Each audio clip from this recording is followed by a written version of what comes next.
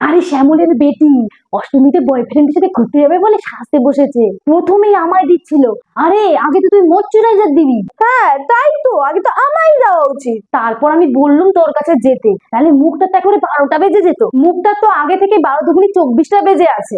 মুখ ভর্তি ব্রণের দাগ, কালো কালো ছোপ। আরে ওইসব তো আমায় দিয়ে ঢাকলো, আর আমায় দিয়ে তো পুরো মুখের রংটাই বদলে ফেললো। এমনি তো শ্যামলা, আর এক সাইড লাইট লাগালে তো মুখখানা একেবারে নীল হয়ে যেত। তারপর দুটো ঠেলা। চোখের তোরাটা দেখেছো? একেবারে কালো। আরে রোজই তো রাত জাগে, রাত জেগে ফোনে ফোনে কার সাথে কি কি করে বেড়ায় তার কোনো ঠিক আছে? ইস, ওই চোখের তলার কালি দেখেই বয়ফ্রেন্ডটা পালিয়ে যেত। নেহাত আমায় দিয়ে ঢাকলো।